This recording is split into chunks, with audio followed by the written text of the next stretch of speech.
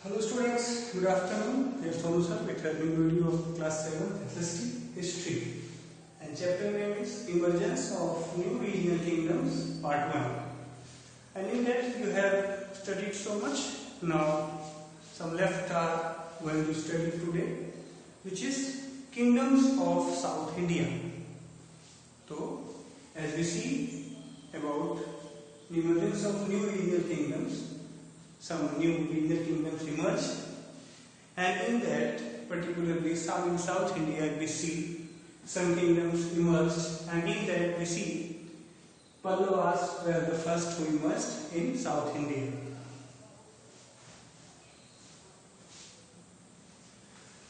So students, if we see about Pallavas were ruler. Firstly they were subordinate, or you can say supporter, support ruler or subordinate of Satavahanas in Deccan regime. So before they emerged themselves as a ruler, before that they were subordinate or incorporation of the rulers of Satavahanas in Deccan regime, in South regime. Firstly they were if we see, firstly they were the southern part of country, but they moved firstly Andhra, then Kanchi. If we see, Kanchi is in Tamil Nadu, that modern name is Kanchipuram. So firstly they moved to Andhra, then they moved to Kanchipuram in Tamil Nadu of modern time. And if we see about the rulers of Pallavas, they patronized music, painting and literature in that era, in their times. And if we see about the religions of them, so they were supporter of Buddhism also, they were supporter of Jainism also in that rulers if we see, and they were supporter of Brahminical faith like Vedas if we see, belief in the religious practices that are mentioned in Vedas. So if we see, they were although of Buddhism religion, they were also believing in the Jainism religion, and some of rulers of them believed in Brahminical faith or the beliefs which are mentioned in Vedas. So if we see about the religious faith, so the ruler of them were also from Jain religions, were from also Buddhist, were from also Brahminical faith or Vedas.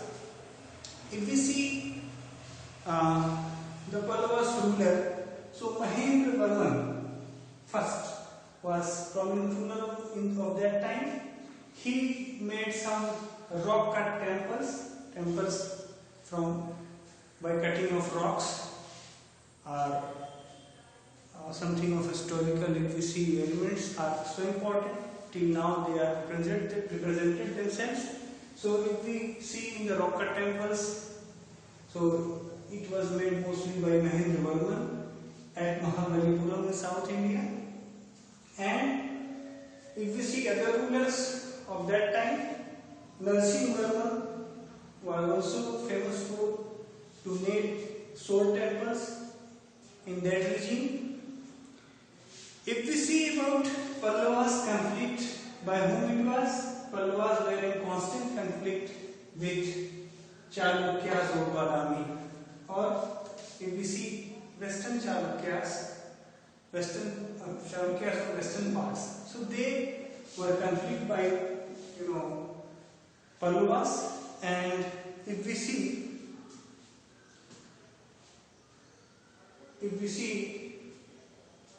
so after Mahendra Varman, elsewhere Pallavas were constant conflict with Pulkesin II of Chalukyas or Badami, but constantly he remained his power. But after Mahendra Varman, the ruler were not able to take the opposition or the conflict of Cholas, and they made themselves in the hand of Cholas after defeated by them. So Pallavas, firstly the southern Indian rulers, subordinate of Satavahanas. After some time they moved to Andhra, then Kanchi, Tamil Nadu. They patronized music, painting and literature, supported religions like Buddhism, Jainism and Brahminical faith, mentioned in Vedas, rituals and culture. And ruler Mahendra Varman, who was very famous ruler of that time, he made rock cut water temples. And after that, Narasimhavarman also famous for sword temples made in his regime. But ruler after Narasimhavarman or Mahendravarman were not very able or efficient or prominent. So they lost their territories in the hands of Cholas, and by that their rules takes end. So they were also linked with along Pandyas, Cheras, Cholas. So if we see after Pallavas are most historical if you see in the ruler of South Indians. And after Pallavas, Pandyas came in emergence. Who were Pandyas? Pandyas were ruled in certain regions of South India, and in that Atikesari was most prominent ruler. In the rule of, if we see, these rules were in 7th century. If we see about Pandyas, so Atikesari was founder of that rule, but if we see some rulers like Marvarman and Kulesekhara, in the reign of them, Marco Polo, a traveler, visited there. He mentioned about their trade and commerce in the books he wrote or he has written. So they also were patronized. They also patronized art and literature, trade and commerce. Some temples like Sri Rangam, Chidambaram, and Rameshwaram. These all temples made in South India was in the rule of Pandyas. These four temples were dedicated to Shiva and Vishnu. So if we see, Pandyas were of Brahminical faith, of if we see of Hindu religion, and they were followers of Lord Shiva and Vishnu. That all temples, like here, as you know, the temple of Rameshwaram is made by King Lord Rama, and it is dedicated to Lord Shiva. So, if we see about Cheras, the Cheras were one of the royal dynasties that ruled the present days of Tamil Nadu and Kerala. If we see map, this Kerala and Tamil Nadu, both parties there. So Cheras were ruled in that. Who were Cheras? Their trading activities were carried out from the ports of Travancore and Cochin. The Chera kingdom was taken over by the Cholas. So from Travancore and Cochin, they were doing their trade activities, but they were captured in the hand of Cholas. Cholas also overcome on Cheras. If we see further, then if we see about Cholas in the map, they were outside of Cheras. Who were Cholas? The dynasty of chieftains known as the Mutariya ruled the Kaveri Delta Vijayalaya. A Chola king from Udaipur captured the delta in 19th century. He built a temple for goddess Nishun Sudhini in Tanjore, now known as Tanjore, after capturing it. So today I explained about Cheras, Pandyas, Chalukyas. They were western part, lived in western part of this coastal area, but the most dominant were Cholas. This time we have to explain about them. If we see the Pallavas kingdom also lost their power in the hand of Cholas. If we see Pandyas also lost their power in the hands of Cholas, and if we see Cheras also lost their power in the hands of Cholas. So who were Cholas? They were chieftains known as Mutrai who ruled the Kaveri Delta, Vijayalaya. A Chol king from Udaipur captured the delta in 19th century. So, this southern delta was the main area of them, and they captured Kaveri Delta, the river Kaveri, you see from Karnataka and Tamil Nadu it passes. That whole Kaveri Delta they captured. And if we see and if we talk about Cholas, Cholas were the sea traveler, and they were living in the nearby area of coastal regime. So they used to rule from water. They although captured the soil areas, but they always lived in water by their ships and boats. So they ruled that all areas only by that they were fast to capture somewhere, and they were not lived as openly. They lived themselves, or they took themselves in some behind scenes of waters, and from there they started there. Firstly, they captured the delta of Kaveri river, and then if we see the prominent ruler of Cholas were, if we see Vijaya's successors conquered the neighboring regimes and the empire grew in size and power. The Cholas ruled Tamil Nadu and parts of Karnataka with Tanjore as the capital. So they made Tanjore their capital and Tamil Nadu and Karnataka. The whole part they captured and ruled. And if we see, Rajraj Chola first was the most powerful Chola ruler. If we see, so Rajraj first was most prominent ruler of Chola dynasty. He reorganized the administration of the empire. Rajendra I, the son of Raja. Then the son of him, Rajendra I. If we see about administration, the reorganization of administration was started by Rajraj I, and then his son Rajendra I also carried his empire for further. And if we see that